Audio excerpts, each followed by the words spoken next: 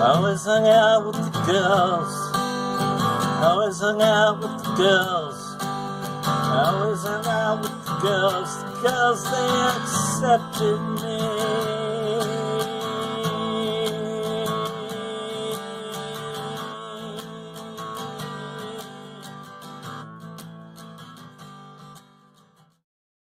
Hi, and welcome to The Fluid Voice. I am your lovely, gracious host person, Ozma In The Dark. Still are wearing a gray sweater with some sort of Teenage Mutant Ninja Turtles. I'm also super white, and I have brown hair partially over my left eye, which on your right on the screen. And there are posters behind me on the white wall. Anyways, I am here with Perfict. How are you? I'm fine. He, him pronouns, and still rocking the same feathery colors. Oh yeah, I forgot my pronouns. I didn't forget what they were, obviously.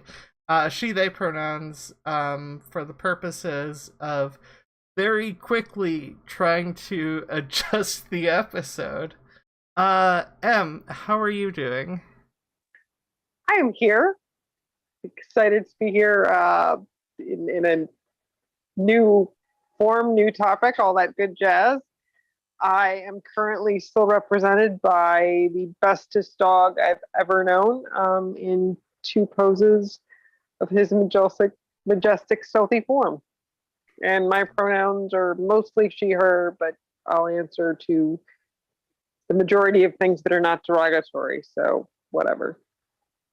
Yes, and so if you're wondering, Christy's not feeling well. Different situation, not feeling well. Life's mean, and our guest is horribly stuck in traffic, ridiculously long amounts of traffic. So, instead, this week we are going to talk about disability representation in media, or just disability in media, with M and Perfict. So, I guess, what are your initial thoughts about disability in media? Either one of you can chime in. Well, I'm just lots of questions as to what are we discussing here? What is the disability in media? And really, you don't get a lot of representation of disability in media that when I'm thinking about it. I imagine someone more sensitive to the issue might have noticed more, but am I wrong? No, you are very correct. And like has come up with several issues of visibility really goes a long way to establish what is quote unquote normal or acceptable in society. So it's very easy to otherize a type of person who you don't see existing as a functional member of your society, wherever it is. And you very much hit the nail on the head, Perfict, but there really isn't a whole lot of representation of disability in media with sort of two major exceptions. One, you have what is not so lovingly referred to as the quote unquote super crip, who exists and never complains and never has any issues. And they exist as in sort of a non-traditional physical form, but they're always happy and they're always engaged and they're always just excited to be wherever they are, and always in the sort of Sally Field-esque, it's you like me, you really, really like me. It's always the best is to be nominated. I'm lucky to be here at all kind of vibe. or disability as a creation tool for a freaking supervillain. And neither of those are very functional or very effective for actual people to sustain.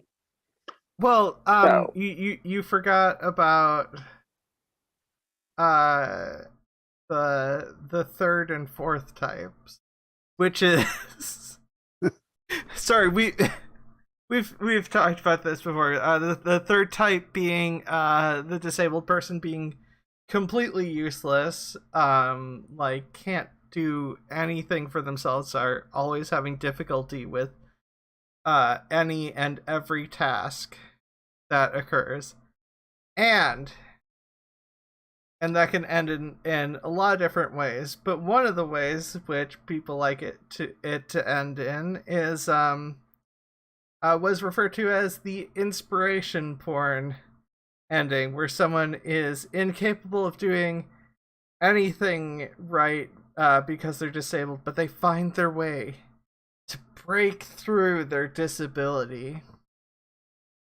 Sort of like Daredevil. Yeah. Or I would argue Geordie LaForge on TNG in most cases.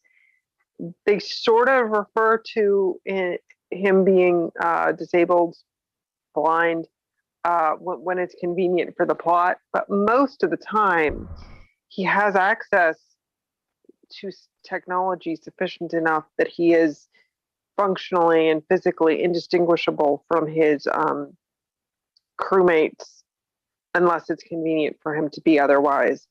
And you're right, of course, Ozma. But I was sort of actually lumping in the inspiration porn picture with the super crip, because I hate it. I hate them all. I hate all of it. They're all terrible. And yeah, having been an inspiration porn star myself.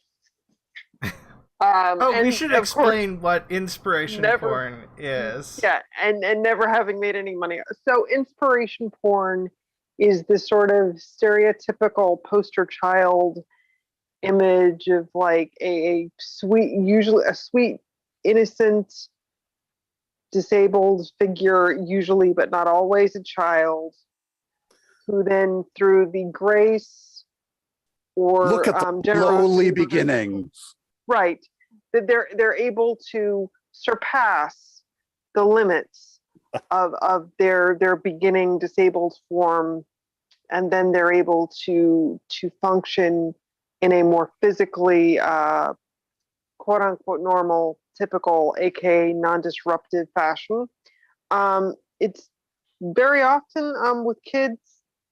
Nonprofit groups that are not run by disabled people tend to favor that. It also happens with people who are disabled due to traumatic accidents, car accidents, motorcycle accidents, and the like later in life. So the tragic, traditional, typical story of, Johnny was an athlete. He was an all-star. And then he had a car accident. And, it took him 5 years, but he prayed real hard and did everything the doctors and the nurses told him to do. And eventually, God healed him. And he can walk now. And he's whole again. Pray and be like Johnny. Don't be like those other disabled people who apparently just don't know how to pray correctly. Yes, if God hasn't healed you, it's because God hates you or because you didn't pray correctly. It's one of those two. Right. Well, I mean, that also translates into not trying hard enough. Yeah. Because if you wanted it bad enough, God would have healed you, and then you'd be fixed. Even not just like, because not all people get rid of some of the mentality that occurs in general. So some people, regardless of how they believe, will just be like, oh no, you just didn't work hard enough. If you worked harder, I mean, that fits in a little bit more with the capitalist system, but like if you worked hard enough, you could make it so you can basically be guaranteed to walk.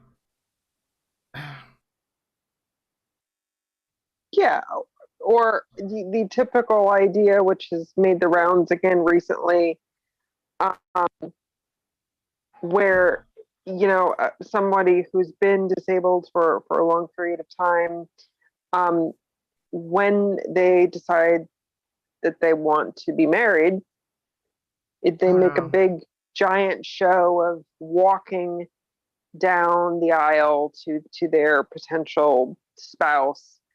And of course, you have the obligatory pictures of like bracing or whatever, or groomsmen attaching themselves to the groom, and then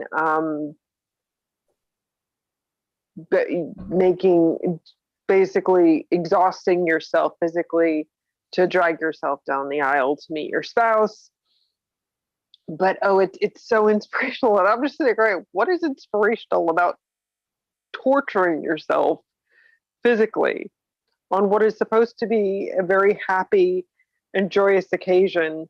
What is there to celebrate about doing something that is physically exhausting? And honestly, it's not a fully independent act at that point either. So the trope, the hyper Christian tropey thing of like, oh well, everybody just needs to be independent, and if your body doesn't work fully independently, then that's also a measure of something being wrong with you.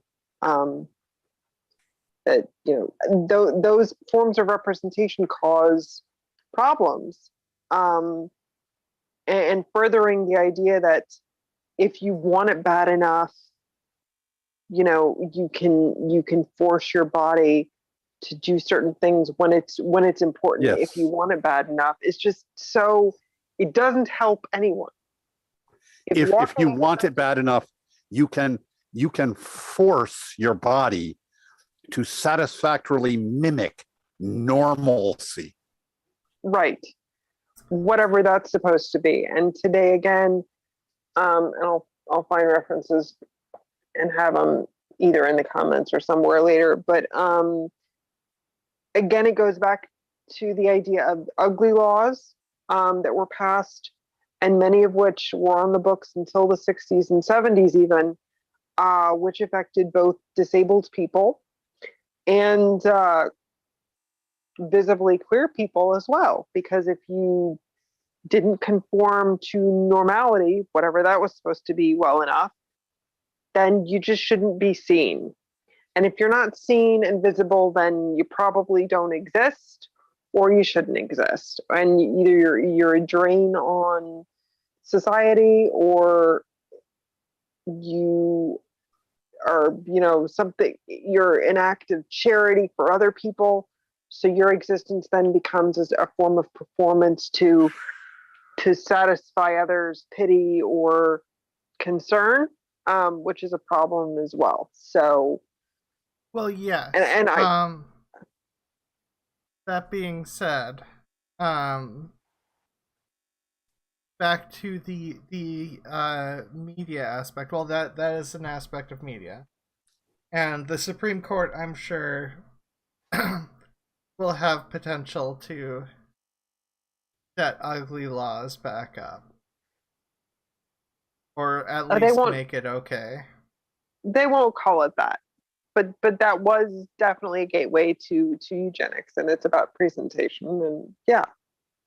But in terms of so here's an important question. So obviously disabled characters being played by a character with a similar disability is ideal because it gets a lot more disabled actors roles, but also that I assume we we agree with that because they know about the disability thing and don't have to pretend so much. I'm assuming. Yeah.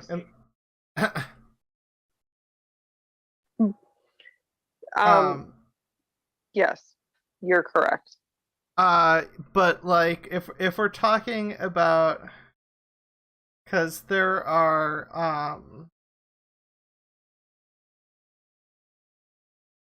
small steps being taken, and there are various problems with there are good things and bad things about small steps. So I feel like a lot of disabled characters, if they're played by a disabled person, usually have a small role.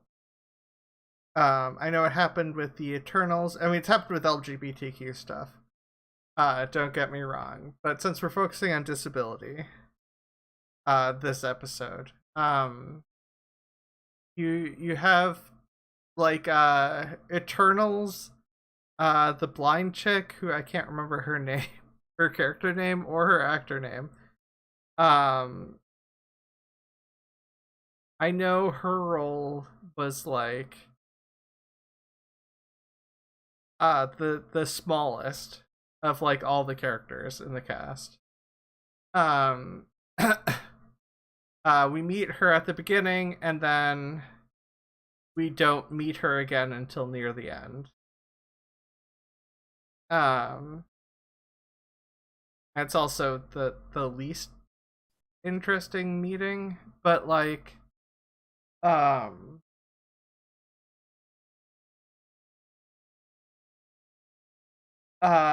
thing is, there's that, but then there's also genuine actors, or not genuine actors, more well-known actors playing disabled characters that are not, that are written to various degrees of good or bad, and in terms of frameworks as well. Yes. And The thing is that there's a basic rule that if there is a rifle over the fireplace in the first act, it will be fired in the third act. And so when you see a story and there is a disabled person, there's somebody in a wheelchair, their wheelchair is going to be stolen, or somehow that's that their disability is going to be somehow part of the story that we're watching this evening. That people with disabilities are very rarely allowed to just be there because they were the neighbor. The neighbor is in a wheelchair and that has nothing to do with the story. Okay? Well, it's just that they happen to be in a wheelchair or using a prosthetic or whatever. That they have some obvious disability is what I'm trying to say. That is not part of the story. Yeah. Yes and no, because usually because the two examples I can think of have good with that are two shows I saw recently. So I watched the second season of The Boys, and I watched Hawkeye, and I don't know much about the Hawkeye show related disability representation.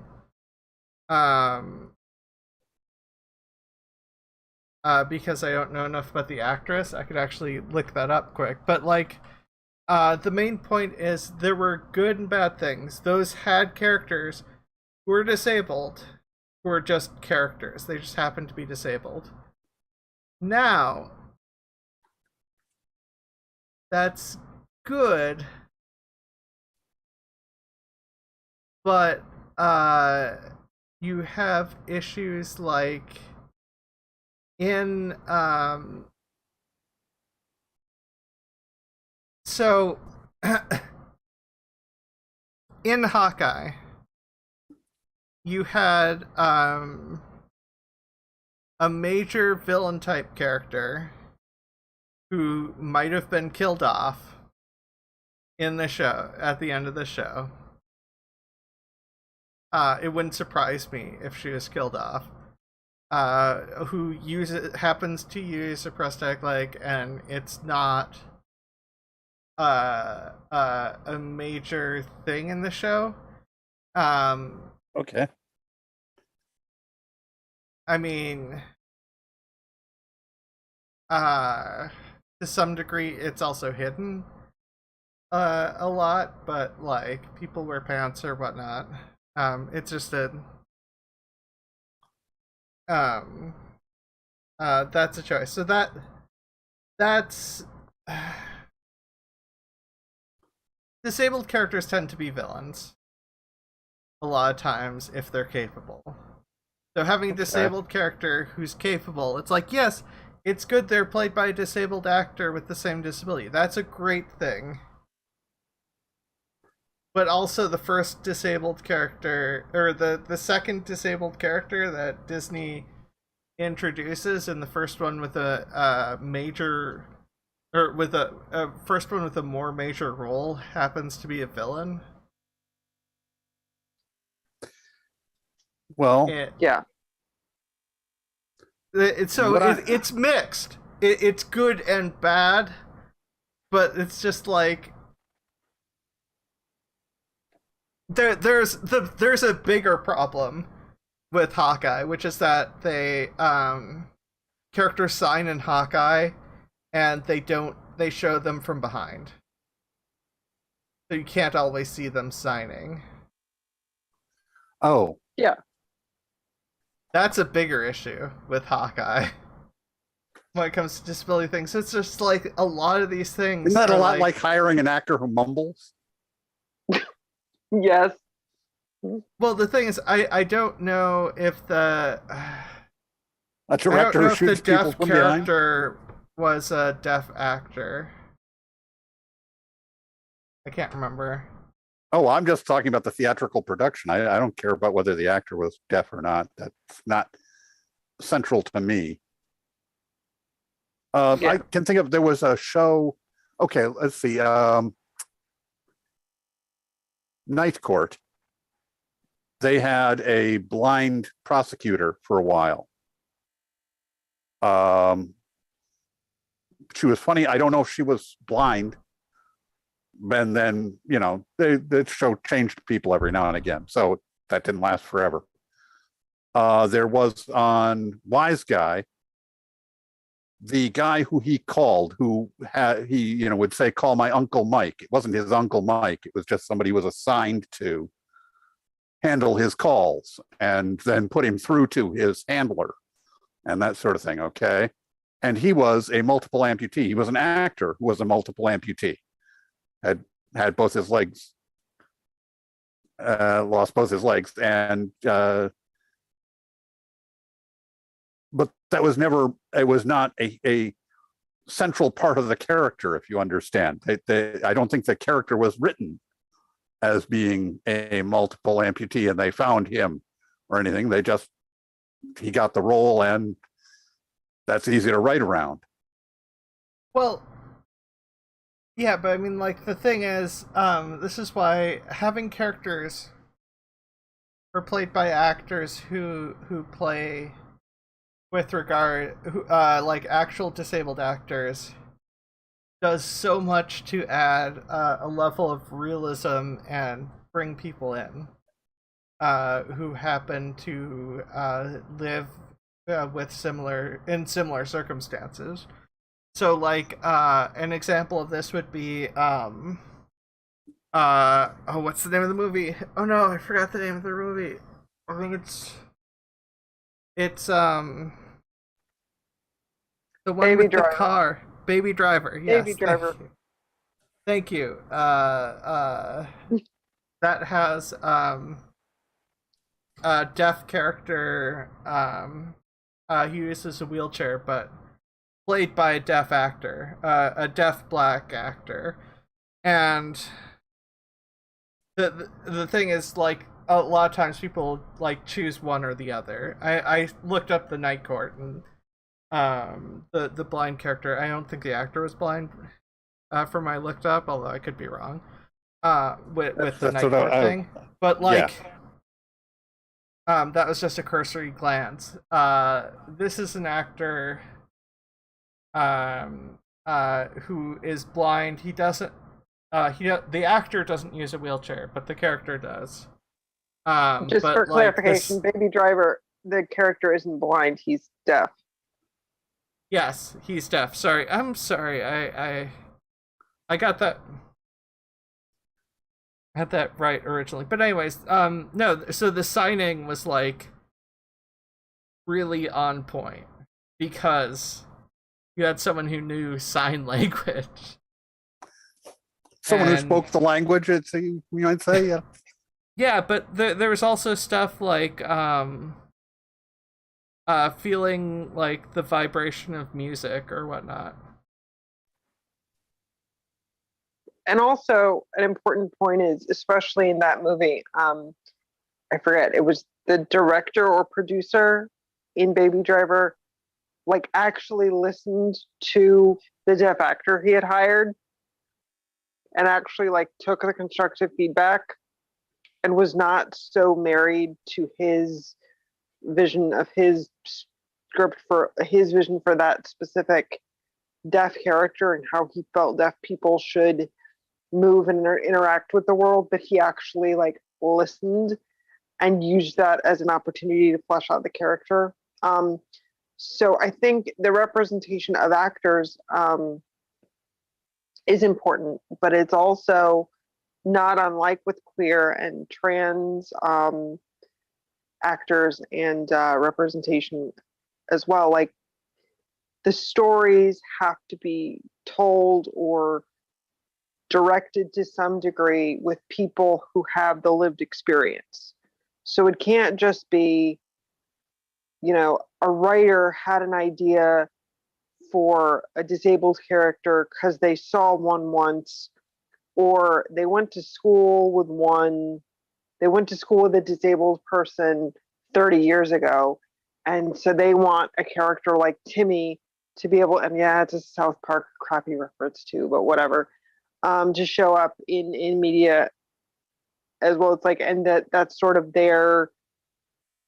either their good deed, they're somewhere between their mitzvah and their penance sometimes, if it's being written by fully non-disabled or non-intersectional people. Also, just brief point should have made earlier, July is Disability Pride Month. And despite what people may tell you, it is not because people just figured that having pride in months that start with J is cool. It's because the Americans with Disabilities Act was signed into law on July 26th. So that's why Disability Pride Month is July in the US. And I, not to muddy the water, but I do think there's a lot of intersectional points to be made, especially in media, about representation for visible minorities like queer people and like disabled people, even if you're, and kind of in a similar. You mean like Elliot Page's character transitioning in the Umbrella Academy? Kind of. In also, the newest season? Like, correct. And also the point being made initially, I think initially when he came back, he said he was willing to play the character as originally written. And again, either the director or the producer, I read an article recently, but I don't have it in front of me, said something like, no, we want to incorporate it. The show was already pretty much written before Elliot Page had come out. So they made some minor tweaks to the script, but they didn't like systemically like go back and do major rewrites. there was like some polishing done, saying, no, we want to be able to honor this for you. This is an important thing we want to be able to incorporate because it's happening now. But it wasn't like, oh my God, how are we going to do this? We must rewrite every word of the season. It's, yeah, this is an actual real thing that happened to a real actor. And also in the case of this story, can also, affect this not real character in interesting ways. And I believe, if I remember correctly, there's also some precedent for something similar happening to the character in the original comic book media. Something quasi related, I don't remember specifically, and I have not read the original media, but I read it somewhere. I read that reference somewhere. I have no idea. Yeah. So there is some basis for it, although it was not, because it was unplanned from the writer's standpoint. It was not shown like the rifle above the fireplace in Act 1 because they didn't know it was coming from the writer's standpoint. But also, that's how real life is. And sometimes when you're writing things, life, or in the case of tonight, sometimes you plan one thing and stuff happens, and then it's like, oh, okay, new plan. Looks like it's time for a new plan. What else can we do? Oh, okay, let's do this. Let's hang a left. It'll be great. Or it'll be something. It'll be fine. Everything's fine. What's the worst that could happen? Yeah, exactly. Also, one of the things that gets me that I've seen happen quite a few times is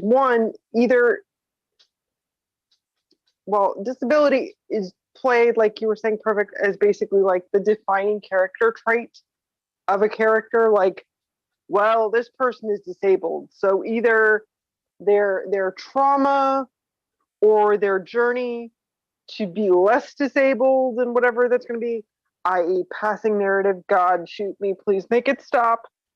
Or they're smuggling heroin in their wheelchair. Right. Yeah, it's always that. It's and it's like, yeah, okay, it is a part of my life. It is a part of our lives. It is an intrinsic part of my identity, but it's not the totality of it. I also like coffee and sci-fi and, nerd stuff, and that's not related directly to my experience of disability. But it's one of the examples that is repetitively brought up, especially in queer circles or queer discussion areas, to my experience, is Eddie Redmayne. As a positive example of disability representation. You're trying to get intersectional here. I see. Right. Yeah. Mm-hmm. Yeah. So they call Eddie Redmayne a good example of disability representation in the Theory of Everything movie that was supposedly about Stephen Hawking, which, I'm sorry, the man wrote several books. The book they decided to make a movie on, and not all the books that he wrote were science books, by the way. But the book they decided to make the movie on is the story written by his wife. They take the story that she wrote that was about him. But like, how can he know about his own life? Yeah, how can he know about his own experience, except for the fact that he lived it? Whoops. And then on top of it, he's dead now, obviously. Well, yeah, but he was living when he lived through the experiences referenced in the book. And also, it was a big deal because, oh, no, it's not bad representation because he told Eddie Redmayne that he looked good or whatever. And I'm like, it's still crap representation. One, because they want to do the obligatory thing where they cheat the special effects, where it's like, oh no, we have to get them before the disability like fully appears or progresses or whatever. So we have to hire a non-disabled actor because we need to get these sexy before shots of them as a Well- quote unquote whole person first. Can I say something about that? Yes, please. They don't have to do.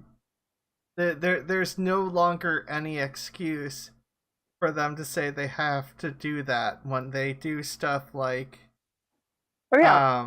what happens with Leia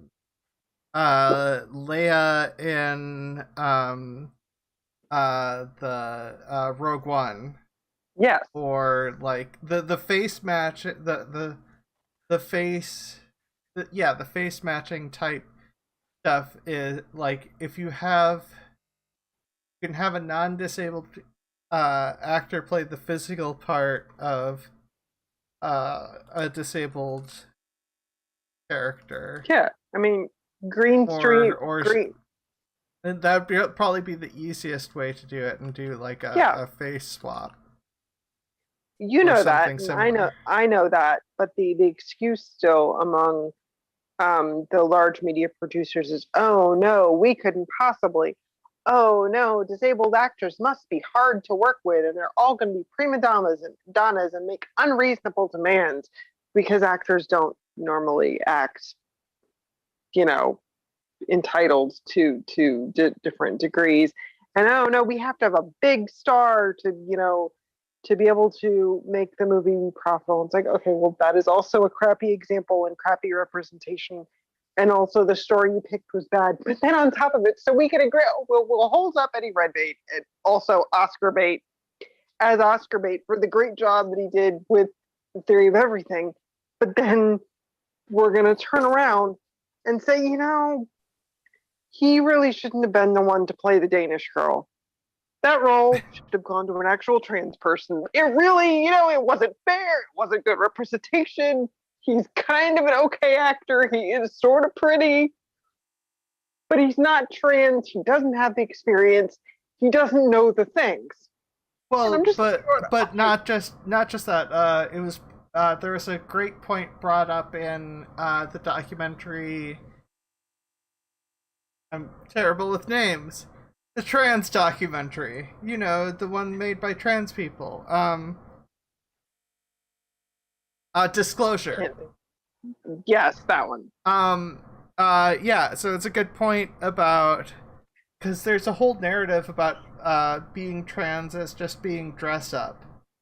And if you have a cis man play a trans woman, and then in the awards the person is a cis man, that is that fits really well into that narrative. Mm-hmm.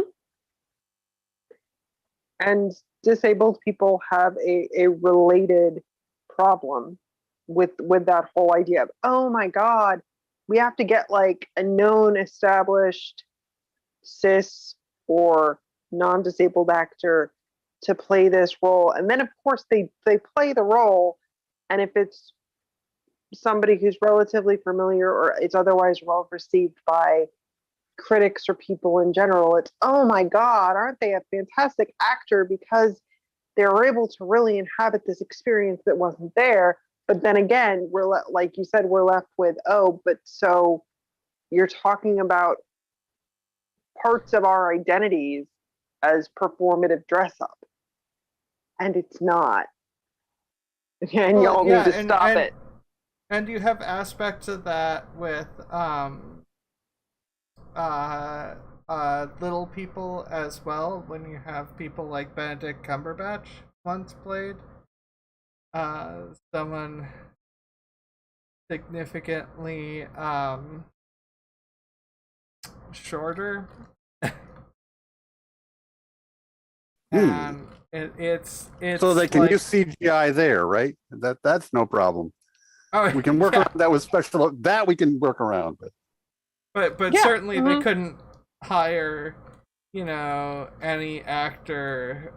Certainly not someone like the guy who played Tyrion Lannister, or Peter Dinklage, or or the guy who played Willow. I don't know his name off the top of my head, I'm but yes. terrible with names. He's going to be in the sequel coming up soon. Okay. So, I mean, that's it really boils down to not only visible representation in front of the camera, but one of the things that I yell a lot about online and off is authentic representation matters, as in we need to be, whether queer, disabled, otherwise intersectional, if we're being put forth as characters in a story, we need to have a role in creating and building and refining the story. And sometimes it is going to entail showing things that the general public's audience, the audience, the general public, is not entirely comfortable with. One of the reasons why I'm sorry, go ahead. Oh, I was gonna say, yeah. I mean that relates to the importance of representation, is because otherwise the only people we see are if someone never saw a black person and only saw movies of people in blackface, their assumption about how black people are would be that they are more in line with that. The thing is, to have things stop being that way, generally you have to start by getting disabled people into the industry proper. Yes. And stop putting up barriers to entry. So it's like, okay, well, before you can work as a writer in a room, not only do you have to like write and do work we think is good, but you have to like be an assistant and get coffee for everybody for, requisite number of months or whatever beforehand. Or stand for long periods of time. Or stand for long periods of time, or be able to work 14, 15, 18-hour days on a regular basis, because that's the way we've always done it. Yeah. I know the stand thing relates to disabled writer that I believe I talked about in the show. Anyway, sorry. Random thoughts. Yeah. They plague us all. We should link that somewhere too. We'll have to pull that up somewhere else. But yeah, so the authenticity of story and experience really needs to be there. And for shows also like Speechless, that was on ABC a couple of years ago, it got played and publicized as though the disabled kid was the center of the story, when in actuality he wasn't, in part not because he wasn't on the show, but in part because the writer producer of the show is a non-disabled person whose brother was disabled and had CP. So really the writer was focused on telling his story, or versions of what he assumed his brother's story to be. And there are plenty of valid stories to tell in that space. There are plenty of interesting stories to tell and places to go with the intricacies of sibling relationships. Those stories are legit, or family relationships, and how complex and diverse needs complicate already complex and diverse family systems that already exist. That is right for storytelling, but don't sit there and tell me at the same time that the disabled kid who is no, sorry, frustration gets the better of my brain. The disabled kid is the center of the story, when he's there, but more often than not, it's the stories typically are, how is him being there affecting the people around him? You don't get to do that and call it good representation. You don't get to do that and not call in people from the community to really tell you, give you pointers on how to direct the stories. You don't get to have it both ways. Which is not to say that the family experience and the complexities there are not valid, but authenticity means facing uncomfortable truths. Yeah. And it's not just as simple as, oh, well, you know, my parents played favorites. That again is a relatively universal experience. It is common in families for parents to play favorites. Whether they admit it in public or not, that's a universal experience. Make the parts that are universal, but don't like whitewash them for something to be something they're not.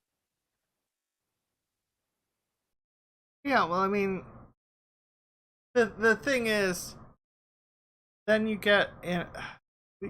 You are reminding me of the more complicated thing, which is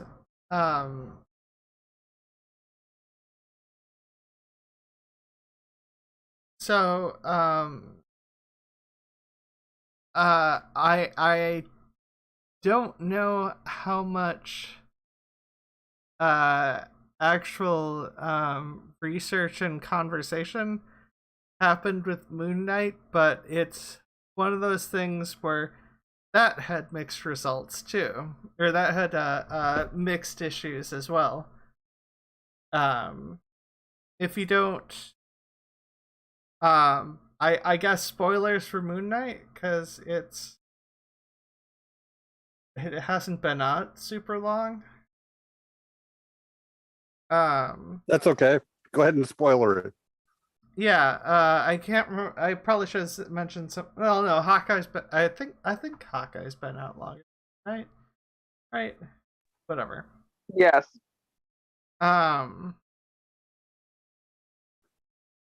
So in Moon Knight, the main character has dissociative identity disorder. At the very least, that's how it would be framed in the story. He has all the related symptoms, and there are good things and bad things. So he is the both. I forgot the names of the characters because there are two characters who have different names. One has a British accent, the other doesn't. They've got different memories, but they are both heroes in the story. And while Moon Knight ultimately is an anti-hero type character, to some degree, you have it the goal of at least the first season was not to cure him for being different. If that makes sense. Because a lot of time these stories are about curing or whatnot. And there's a point where one of the personalities was basically going to die and get erased from existence. And the other guy saved him. And it's one of those things where most shows wouldn't have done that. But at the same time, I don't know how much effort they put in to try to get any realism. And obviously the actor playing Moon Knight, which is the name for the general system, I guess, is does, to my knowledge, does not have life experience similar to that. So it's so complicated because a lot of times people who happen to be in a circumstance like that are either played as villains or useless. I know what's her face was played as useless, and the important thing is making her normal or whatnot. And I can't think of movie titles, apparently. The famous movie in the 60s. Oh, the famous one from the 60s. Okay. Yeah, where the chick has dissociative identity disorder, and Sybil. Jesus. Yeah, Sybil. Sybil is basically useless, portrayed as useless, and you know, I assume the goal was to cure her. I haven't seen Sybil. Yeah, this might be my problem. But these are all things where the media is doing things centering around the disability, and they're addressing it, they're talking about it. It's a movie, a show about it, and that's okay. But like I said, that's always the you know, my thing is if on Murder, She Wrote, if somebody's in a wheelchair, the wheelchair is going to play a significant role in this somehow. You understand that's yeah. It's a prop. They aren't actually disabled. They are disabled, but they were using the wheelchair to smuggle heroin, and therefore they had to kill somebody or whatever it was. Yeah, it's going to be a big issue, and that's what I'm saying is when I'm looking for where, like the thing with the lifeguard, his Uncle Mike, the lifeguard, the role was the role in the organization was a lifeguard that you call them when you're in trouble, when you're drowning. That where he's a multiple amputee, but it's not an important part of the role. It wasn't an important part of the character, except that, you know, it was an important part of the character's life, but his life was not an important part of the show. Does that all make sense? He was a character on the show who happened to be disabled. Right. Yeah, Moon Knight's kind of... Moon Knight is about more than just one thing, but it's definitely the dissociation is definitely a major subplot. So it really runs the line, and I'm not sure how much is being crossed. And also, due to the ending of the first season, the second season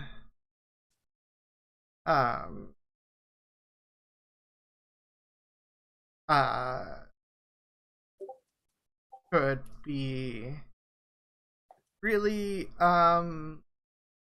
bad. So I already mentioned I was spoiling Moon Knight. So the end of the episode, you find out about a third personality, and it all relates to a contract made with a deity. So all the personalities are affected or whatever, but like it's not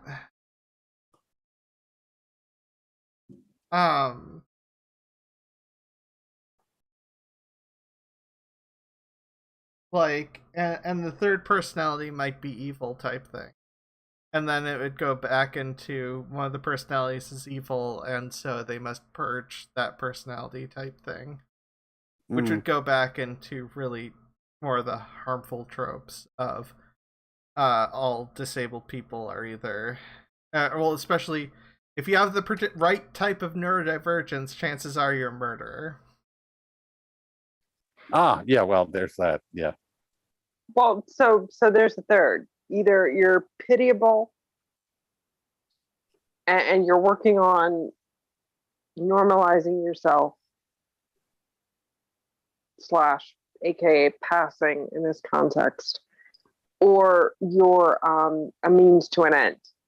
So you're useful because your wheelchair can be used to smuggle cocaine.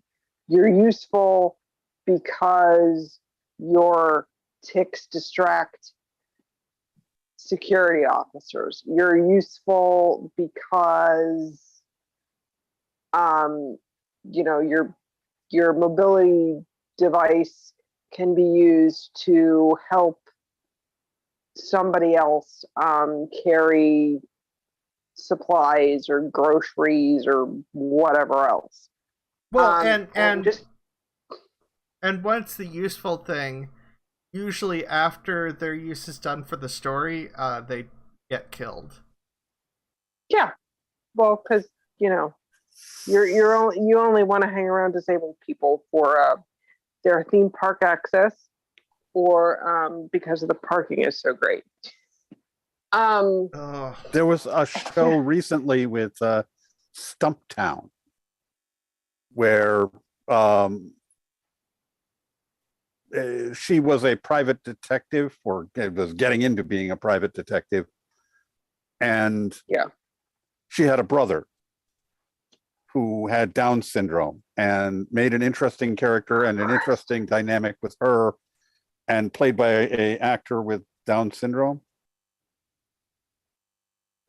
And well, it meant that they weren't going to just get rid of it. Wasn't just a one trick thing. You where.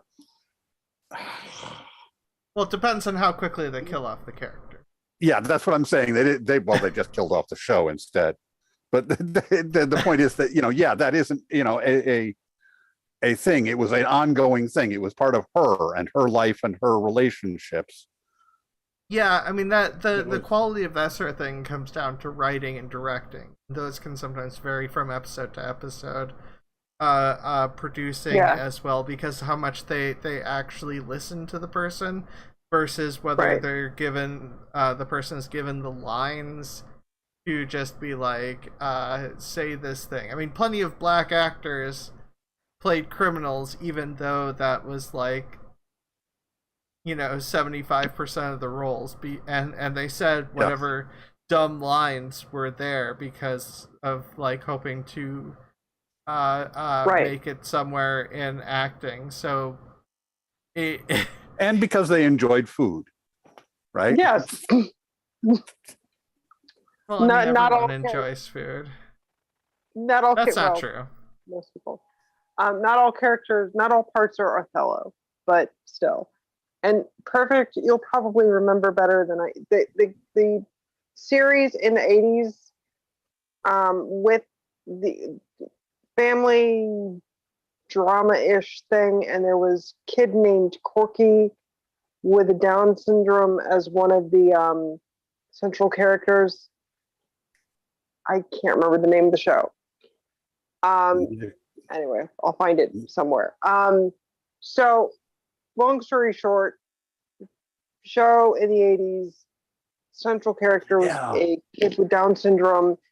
Name was Corky. It was a relatively well done show, but I just read a post yesterday or the day before where a mother was talking about who has a kid with a similar type of Down syndrome, and said to the kid, and I don't remember whether this was on original airing or not, but said to the kid, you should really watch this show. This show has a character and a kid who looks like you and like deals with some similar stuff to you does. And the kid's response to her was, but why, mommy? My disability is going to go away just like daddy's and uncle whoever else's. And she said, in that moment, I realized I had not done a good job of explaining to him how things were going to go. And I had not done a good enough a job explaining to him that this part of his identity was not something for him to be ashamed of. That he didn't need to be looking for the fix or to be waiting in anticipation of his situation to be drastically different, that he could still have a good and successful, fulfilling life as ever it is for him, as he is. So that issue still remains, and I think where we are now oftentimes unfortunately gets perpetrated, where it's again going back to the overcoming thing. And just, I don't mean to hate on people who can pass either as non-disabled or effectively cishet. If that is something that works for you, is attainable for you, and keeps you safe, good for you. More Which power is why to you. You need to give me, everyone out there needs to give me about $30,000 at least. Sorry, Aaron brought up the Thailand. A lot of surgery related stuff is pretty. Well, I mean, Thailand has raids, so they have a lot of practice and experience with that. Yeah, so you have a bunch of practiced surgeons, and it's a nightmare to deal with stuff here. Yes, I'm kidding. And also, I don't have the audience to say stuff like that and have anything drastic happen. No, I mean, like, I mean, I wouldn't want people to ruin their lives for me. No, nobody wants people. Well, most people, and I can speak for those of us here and in the audience. None of us want people to ruin their lives on our behalf.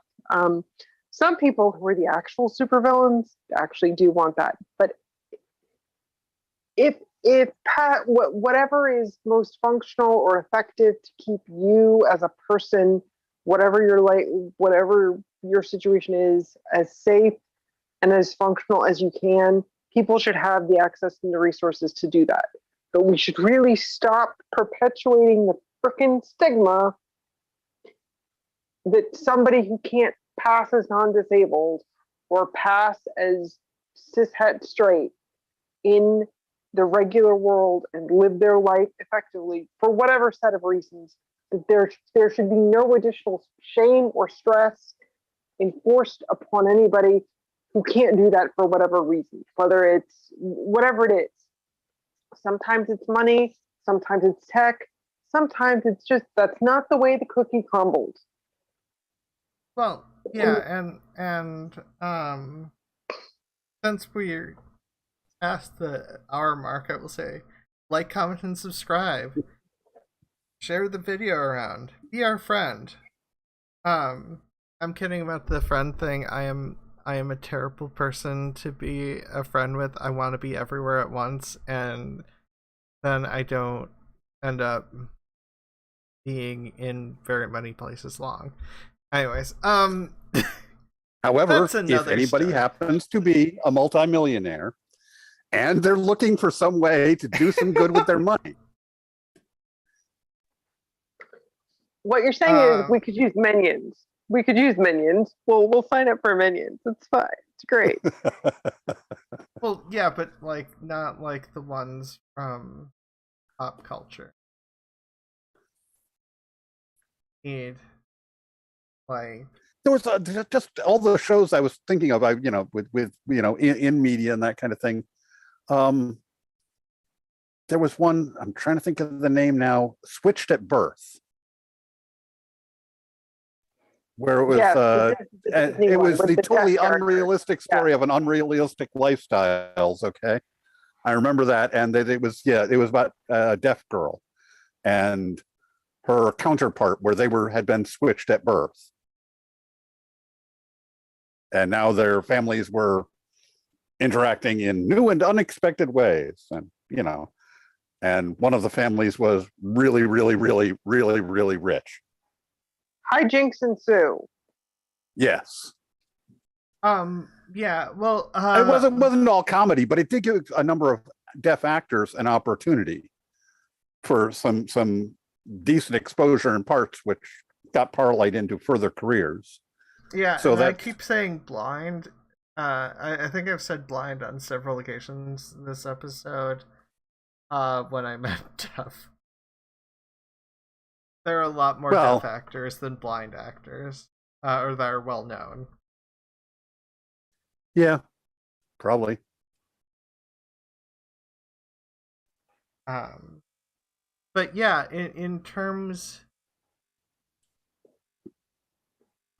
The Witcher is an interesting one. So, Oh yes, please. so you have, and I guess spoilers for the 2 seasons of The Witcher that I've seen, and and maybe, although not likely, the animated movie. So Yennefer's character is essentially a person who succeeds in curing her disability. And so they got some backlash from disabled people, which is why in the 2nd season of The Witcher, they had by the way, they did listen. They didn't necessarily make all the best choices, but they did try to listen to correct things. So they hired a deaf actor to play a character, and the character wasn't deaf in the books, but it was also a minor character, and also the character got killed off right away. So you also have a disabled character, a person. I can't remember. Does the actress have CP, or is it something else?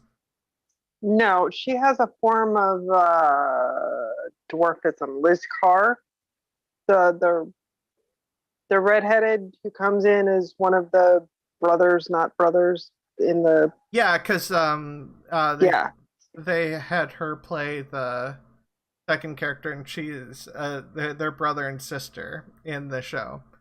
They also did that, and they had her play the character in a similar situation in the books from what I've looked up, and she will have a more major role in the 3rd season. I assume they're having a 3rd season, but like, please, Netflix can implode after they finish The Witcher, not before. Oh, it depends on. Well, I mean, it depends on what the situation is. So, like, I don't know. Sometimes people have their contracts set up especially well. Babylon 5 did. That's how Babylon 5 could keep going to its final season. It switched like channels a couple times, from my recollection. Yes. A similar thing is happening with Arcane. Which Arcane is its own story with disability representation, but we'll get to that soon. But like, maybe. Yeah, well, as far as entertainment, the world has changed. There's no limited bandwidth. But like, yeah, I don't know their contracts, so I don't know if the show is owned by Netflix or not. This is the Netflix ownership thing was why Disney left Netflix and waited for various contracts to run out or something. I can't remember the details. So, but my point is that I don't know if Netflix imploding will affect The Witcher. Let's hope I not. Yeah, I know it won't Yeah, for and Arcane. I know for sure, but Arcane is its. I almost said Narcane. Arcane is its own separate issue. yeah. And just really briefly, one of the issues that disabled people had with The Witcher in particular, and the portrayal of Yennefer, was she was specified as being disabled in the way that she was because of her birth, and because of her birth basically being impure to a certain degree, as being part elf and part human, that twisted her spine, that did the things that it did, and that was why she was a great candidate for eugenics until she had useful powers, and then until she got enough resources to physically fix herself in physical appearance. And then, of course, she also had to sacrifice her fertility in order to fix herself. But then once she had fixed herself and she was sufficiently resourced and attractive, then she was on a desperate quest for a while to be able to bear her own children again. Yeah. And that Really, I just find that, I'm sorry, I'm just going, in a post 2000 world, how is it that you're doing this still? It's a story about eugenics. If you want to do a story literally, about eugenics, that's fine. Go ahead, do a story about eugenics, and hopefully you'll have it be a morality play about eugenics. Let's do that. We'll kick it into the fantasy realm and do elves and eugenics.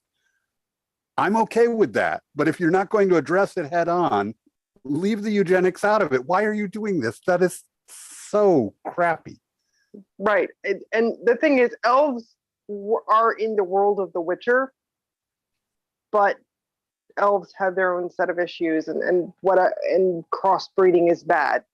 And again, like you said, if you're going to do a eugenics story, call it what it is. Don't pussyfoot around it. Well, If you're really going to go there effectively, and don't try to dress it up. And also don't make it into, oh, but this one, who's one of the good ones, managed to get herself cured. So, meh, okay, well, she's really hot now. So, cool. Which, yeah. honestly, she's not that attractive. Her outfits are amazing. The way she's made up in the show. Taste.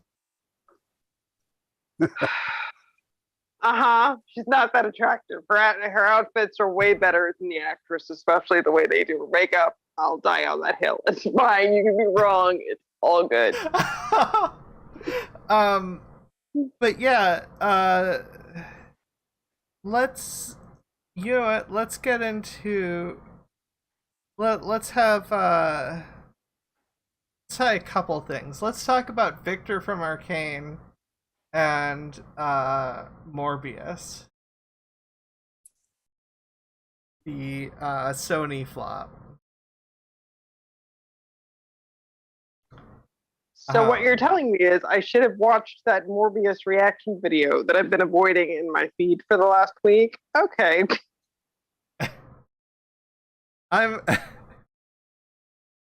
Look, the point is that both of them have characters played by non-disabled actors who, so like, they're not trying to cure themselves to appear more normal.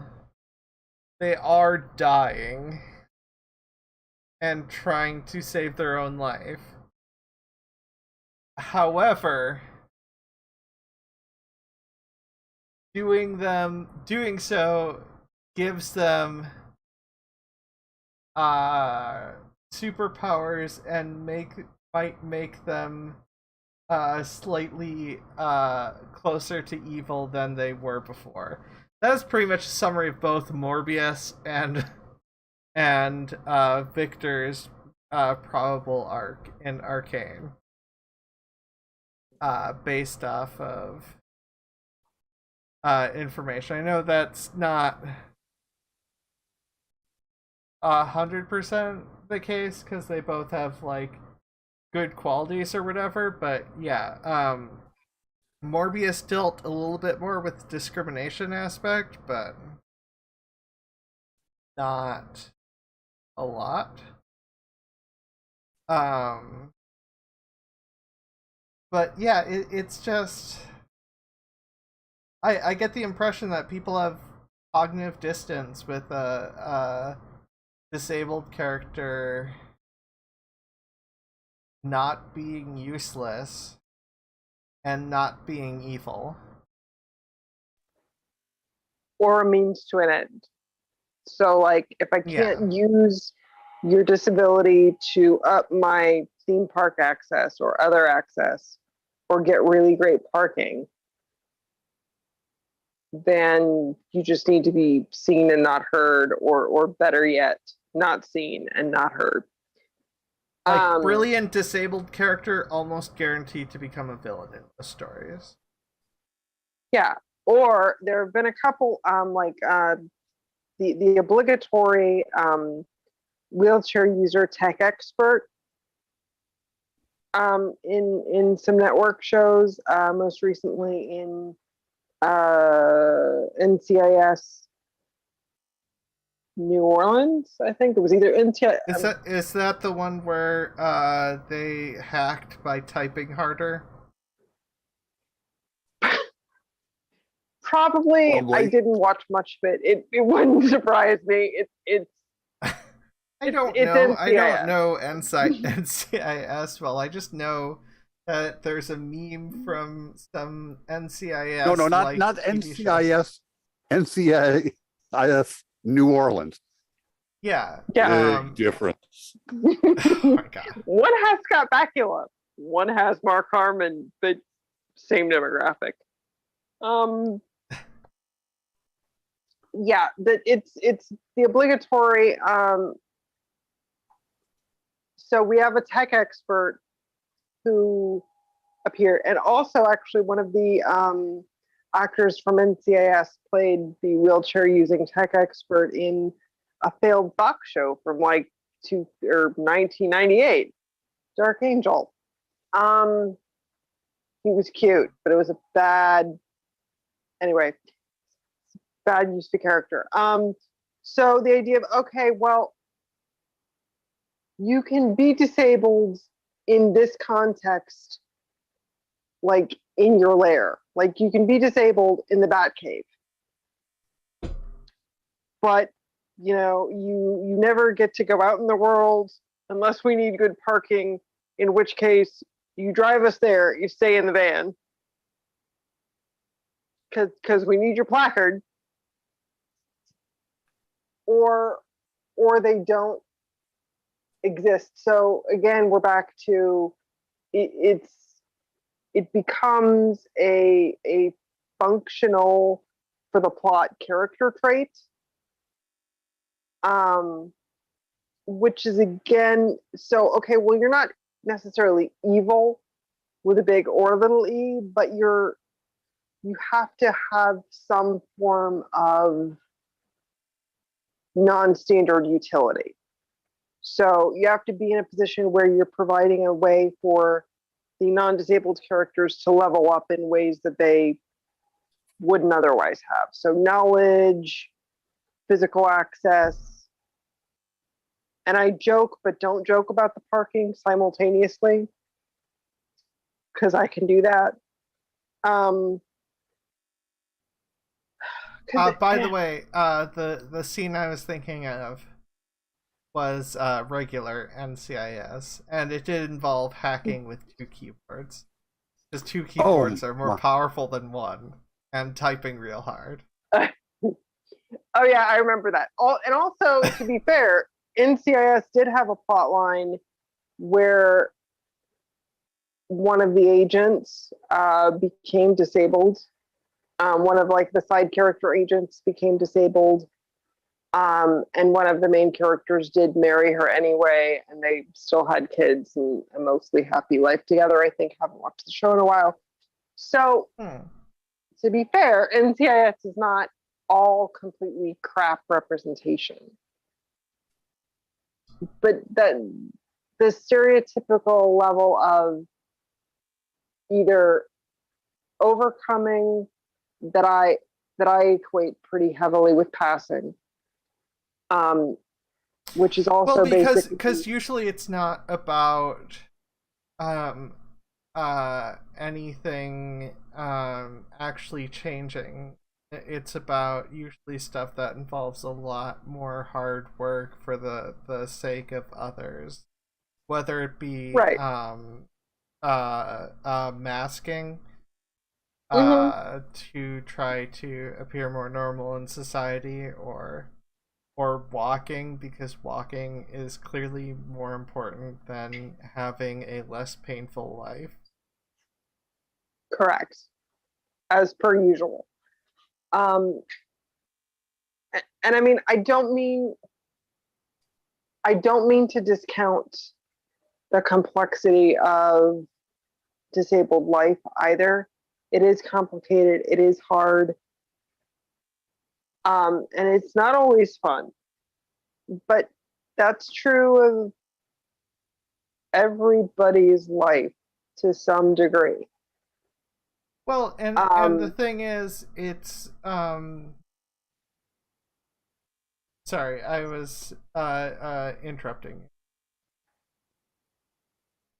I had a point. Don't want to discount what you were saying. I did kind of interrupt.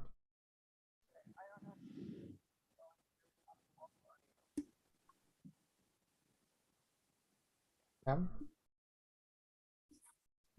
now muted. Nope. Okay. Oh. Well, I guess I'll say it then. So the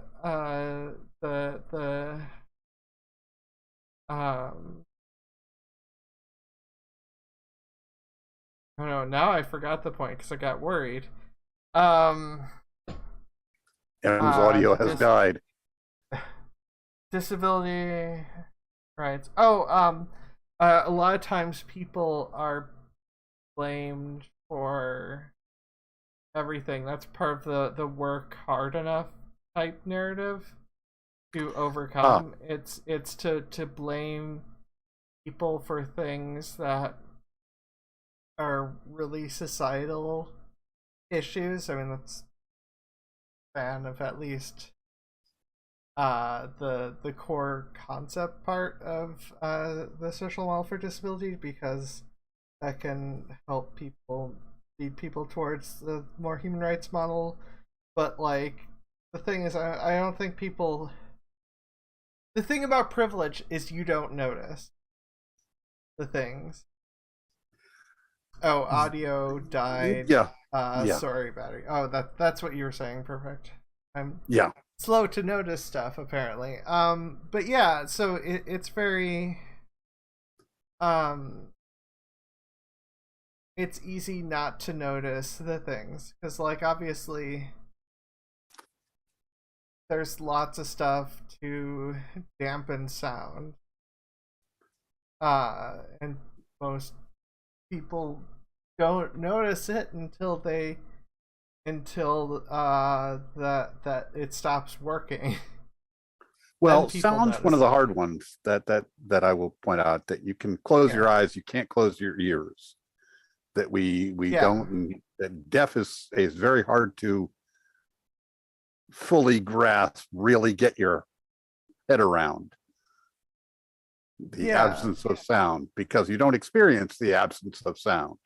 Well, yeah, and the thing is, what counts as legally deaf involves a lot of different ranges of things. So, like, people can hear within certain ranges, but not other things. Like, people might be able to hear my voice, but not your voice perfect, or be able to only partially understand one of us and not the other.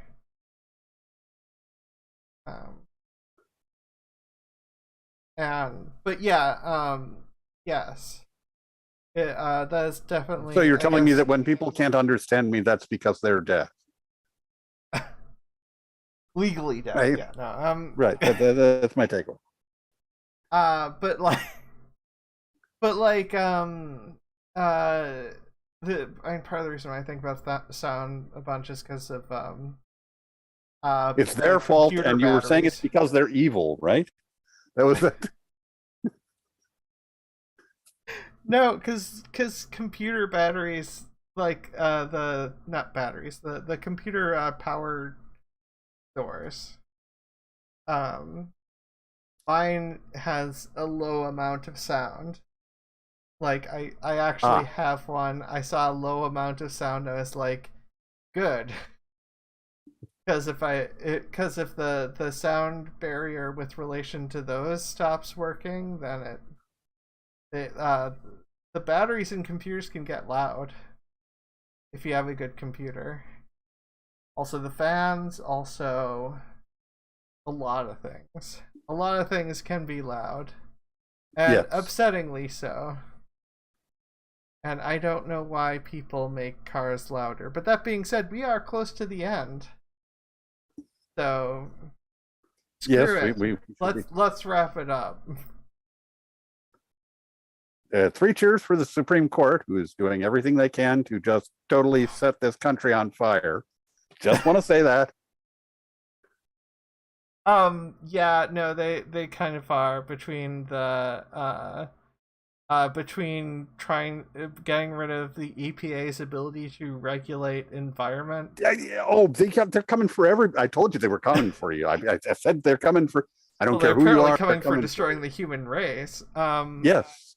Uh, The EPA is no longer allowed to administrate based on the Clean Air Act, which has improved the air quality.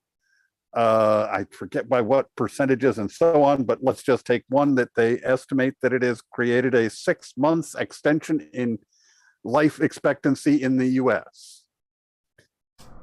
yeah, On average, people live 6 months more because of the Clean Air Act, and they thought that it would be a good idea to get rid of that thing. well, yeah, and then the separation of church and state. With the praying coach there, the coach who Yeah, he forces his team to pray with him after the game out on the field, and the players were complaining. They literally were complaining to the school board and they've said that if we openly complain, he will retaliate. We have to participate, and if we complain, he'll retaliate. And he was told that he had to stop doing that and or stop being coach, and he quit. And the Supreme Court said that was firing. yeah, and well, and then you also have the Supreme Court making laws to make voting more difficult in certain demographics. They ruled that, that's up to the states. Individual states. That Okay. doesn't count as discriminatory behavior. Um, and obviously Roe v. Wade, and yeah, no, the Supreme Court has just been, trying to count off as many things as possible. Um, and but yeah, so where can people find you, Perfict? I'm just hiding now. That's all. I'm hiding and waiting for this to blow over. No, there's here, and of course there is on Discord. There's the Rumpus Room and the Fluid Voice, and on both of those, if you just use the @ function, I will arrive. That's for sure. Yeah, and actually, I should do that caveat for myself. M's audio is dead currently. So M can also be found in Fluid Voice and Ozma in the Dark, and M has a wrench in several places.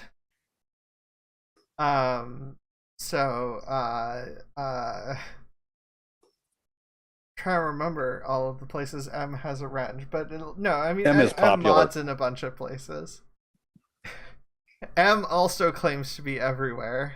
You can find me at Ozma. Me personally, you can find at Ozma in the Dark in a bunch of social media platforms, mostly on YouTube and Twitch, along with here.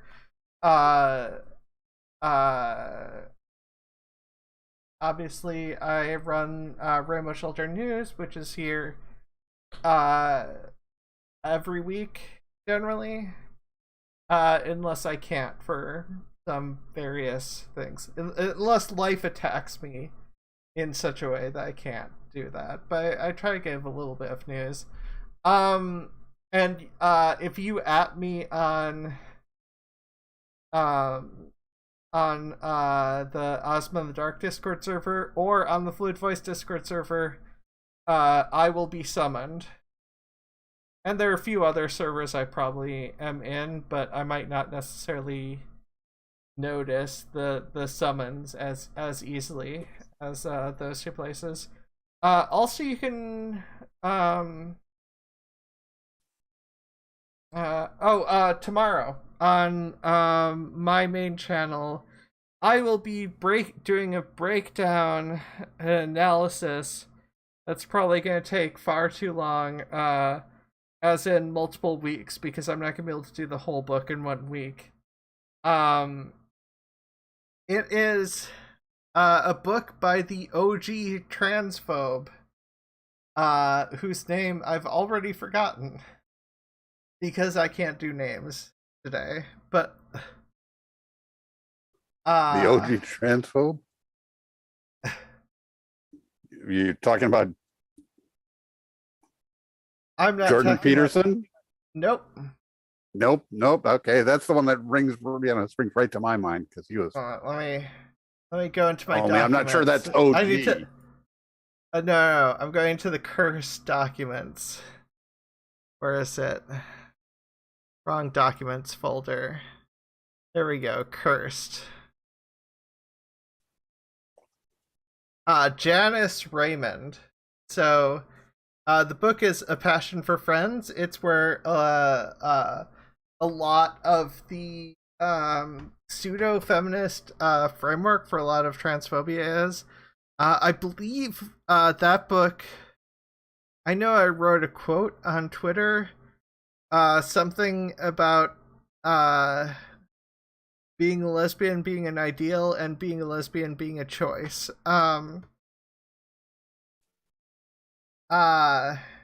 Former nun. I just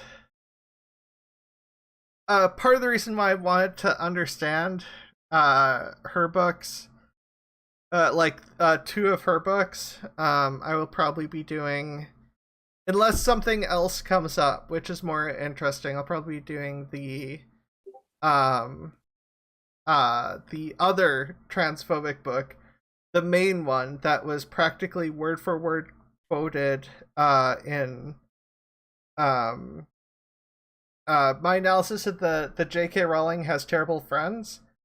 The person basically said it doesn't matter if trans people are happy, we need to make sure there are less of them. That's pretty much stated out near the end of the book by the OG transphobe. The book being known as The Transsexual Empire, The Creation of the She-Male. That's legit the name of the book. Wow. Yes, but I'm going through the first part first because I think a lot of the attitudes are formed around the Passion for Friends book, I think explains a lot of the framework for the cruel attitude. And then yeah, it's although Janice Raymond, in my mind, she looks like, well, she looks like Jordan Peterson if Jordan Peterson had been born as a woman. Like she reminds me of Jordan Peterson. The picture on her website. I almost remember. Okay. Okay. I'm gonna bring that up just because it amuses me.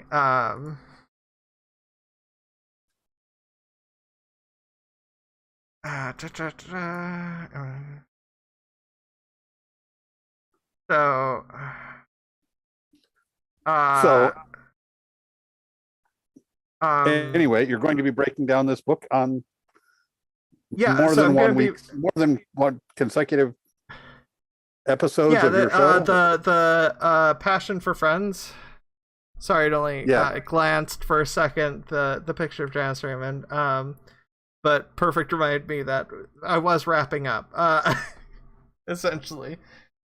Yeah, so I should be doing that starting tomorrow. I'll be doing a Passion for Friends, and it's possible I might take a break in between to do other stuff. And like I said, if something more important comes out, I might do a breakdown on that. Like if the Supreme Court, I don't know, gets rid of gay marriage, there's the possibility of me trying to break down the Supreme Court ruling. Maybe. Oh, But, really? I'll probably stick to that. But, Well, I mean, yeah. how likely is it that the Supreme Court would do something like that?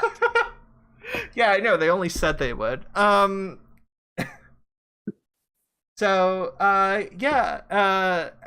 as for that, your voice matters, your life matters, and you matter. Take care of yourself, everybody, and have a wonderful, I mean, if you're American, wonderful July 4th, as wonderful as you can be. Well, as it can be. Maybe you need earplugs. But otherwise, bye. Peace.